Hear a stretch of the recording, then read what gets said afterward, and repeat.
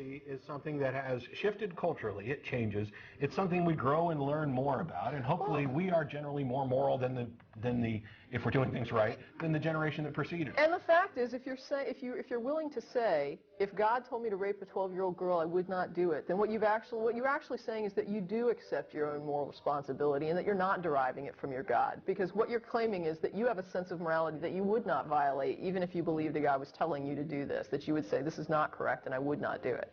So you're basically saying, if I consider it moral, I will accept it. If God tells me to do it. But if I don't consider it moral, I won't accept it if God tells me to do it. And I think with hell, you're willing to say that you accept it because you're not really confronted with a reality. I think that if you had to really watch people be tortured, or if you had to really watch someone be annihilated and say that that was correct, I think it would be a little bit harder. But because we're talking about a mythological thing that is not really there, that there's not something manifesting that you have to actually confront, like child rape, it becomes easier to say, yeah, I support this, because it's not an atrocity that you actually have to watch. And two quick things that I didn't get to because it was difficult to get an actual answer is, sit down and think about it for a while and try and figure out exactly what the point was in God creating this system at all in the first place.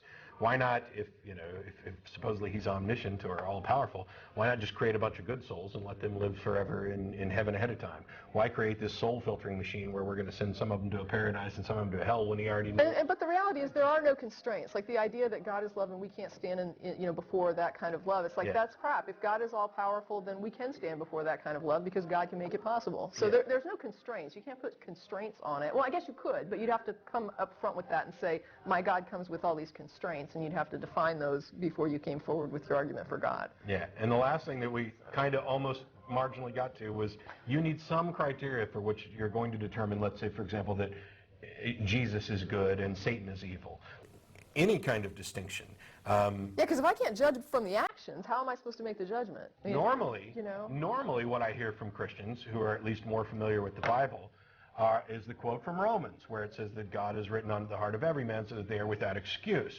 And this is used by them to say that God has written into our heart so that we know the difference between good and evil, and that is what we use as a barometer for determining good and evil. That's a problem for two reasons. For the exact same reason that your reliance on the Scripture is a problem. And that is that if you're talking about an all-powerful being who can evidently make you do whatever he wants to do, and a not quite all-powerful being, at least within Christian theology, and he hasn't squashed this one yet, but evidently they're in a struggle, and we're just little ants.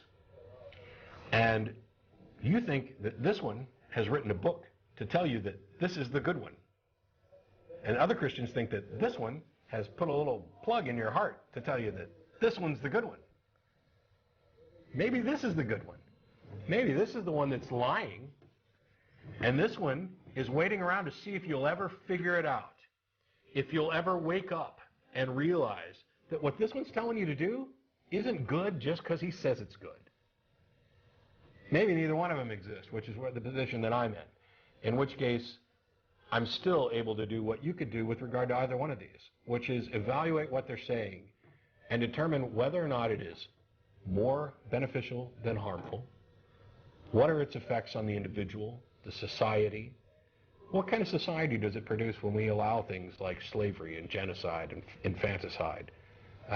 Why would any loving being ever order anything like that? Would you? I mean, would you even set up a system like this? And then would you enact it? And could you sit there comfortable knowing that these little peons, these little playthings of yours, just go over and wipe those guys out. They don't love me enough. Oh, and when you do it, make sure you run your swords through their bellies so that we kill the unborn that are in there, because we don't want them to grow up to be heathens. Oh, and slaughter all the cattle and sheep. Yeah, I know you guys are starving in a roving band and you could really use them, but they're so bad that it's ruined their cattle and sheep too, so we better. It's insane.